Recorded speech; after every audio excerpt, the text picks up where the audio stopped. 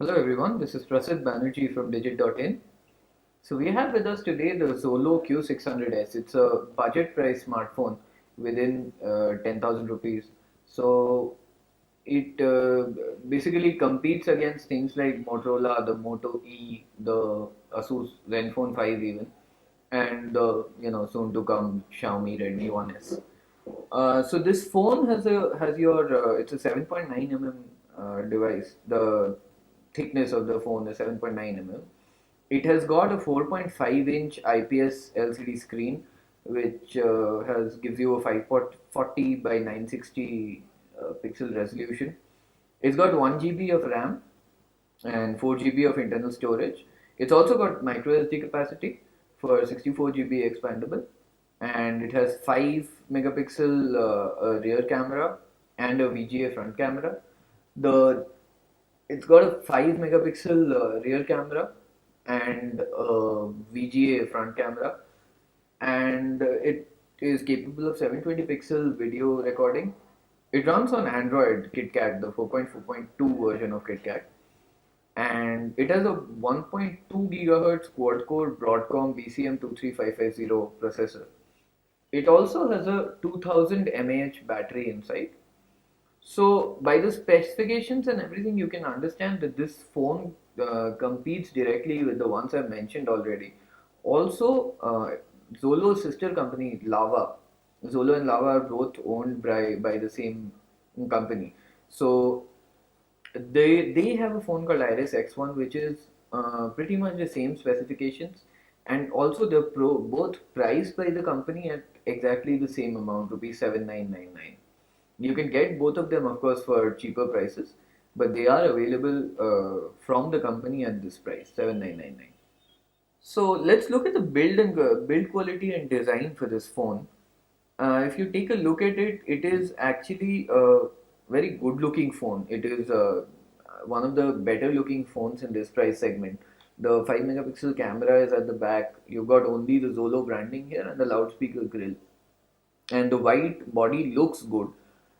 But if you really remember, the sharp edges and the sharp corners and the curved edges, these look a lot like the new Xiaomi Mi 3, which has recently been launched. Similarly, the Iris X1 looked a lot like the iPhone, and this one looks like the Xiaomi Mi 3. But build wise, while this phone looks good, it really isn't a very impressive build. The screen is a fingerprint magnet here. It attracts a lot of fingerprints, which will eventually affect your sunlight visibility, which is not good for any phone. Also, the back, while it looks quite sleek, there are some problems. This has a removable back. So if you look at this, if you look where the back is meeting, you will see gaps here, and there are other gaps as well. If you see, there are gaps here and some more gaps here. This doesn't point towards very good build quality. Also, the back is a little prone to getting bumps and anything on the back. It's quite easy to get it. The SIM slots are of course inside. You can open this phone's back to get to the SIM slots and everything. Here also, if you look here, this camera is overlapping on the SIM slot. This is your micro SD slot, and these two are the SIM slots, the micro SIM and the mini SIM. So this could be a problem for somebody who's trying to put a SIM inside. Of course, you have to take out the battery, but when you put the SIM inside, you might end up curving this, which is not good for the camera panel. So overall, this is not the best build quality that you can find. Even the Iris X1, which is from its sister concern, has a better build. The Moto E, Asus Zenfone 5 all have a better build. Although this phone does provide you better looks than most others in this range. So now we'll take a look at the performance and camera of the Xolo Q600. As you mentioned before, it's a budget price smartphone. So here, the performance wise, let's talk about the UI first. The UI is pretty much stock Android. It runs on KitKat, and as you can see, there's no additions that Xolo has made to the home screen except these two, the SIM indicators on the top. They're colored. That is the only addition that Xolo has made to the screen.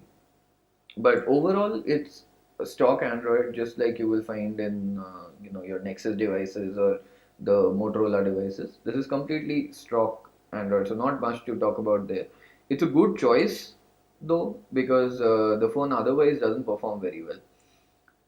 Which brings me to the UI part. Now, stock Android, you don't expect it to be very sluggish. You don't expect a sluggish performance from a UI that is stock. But in the Q600s, you will see the performance is sluggish. There is the UI when you move around this, it's a little sluggish, which is not something that I really like. And although it's got a quad core 1.2 gigahertz Broadcom processor, which should perform better than what it's doing right now. Even to play games, this is definitely not a phone that you can use for high-end gaming. But for low-end games, it should be good enough for you. Although the more you play, the more fingerprints your screen will get, and the worse will be your sunlight visibility. That is again a negative for this phone. So, looking at the game, Subway Surfer is of course the simplest. Like you saw there was a lag. So this is not good when you have a simple lag in such a simple game as Subway Surfer. It's not something you would want from any phone. It doesn't matter how much you're spending on the phone. It doesn't matter whether it's a budget phone. You would at least want to play simple games without lags and anything. Still, though, when you play games like Subway Surfer and Temple Run and other of these simple yet popular games, you will see that it does fit your requirement. But you know, I wouldn't like my phone to lag even once if I'm playing such simple games.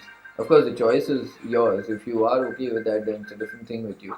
But I wouldn't want that. Definitely, some points will go off this phone's score just because of that.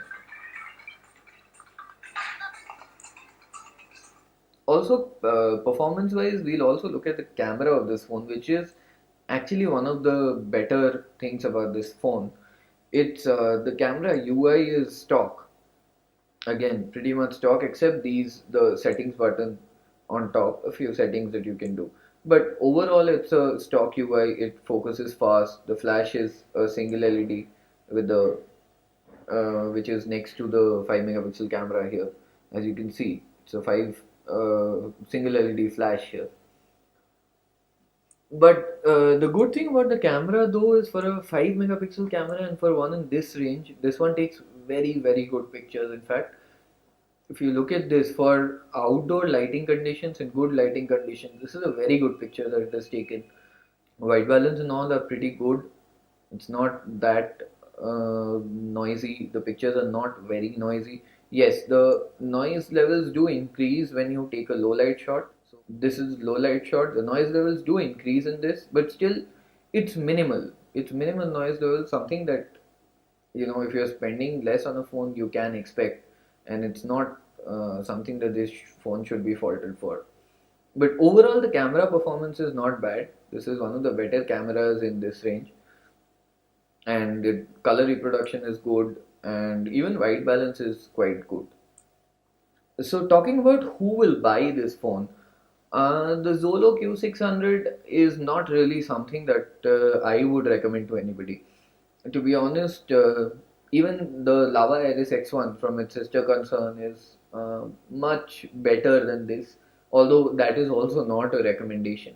If you're spending something within 10,000 and you want a phone within rupees 10,000, you would do much better to go for a Asus Zenfone 5, a Moto E, or even a Carbon Titanium S1 Plus. That's also a better phone than this. Although the Titanium S1 Plus does give you less battery life, this phone can give you almost a full day's battery life, the Xolo Q600. Titanium S1 Plus will not give you the entire day. Moto E and Zenfone 5 though will both give you very good battery life. So it's not, this phone cannot be recommended. It's got a average display which is hurt really badly because of the fingerprints, and it does not perform very well.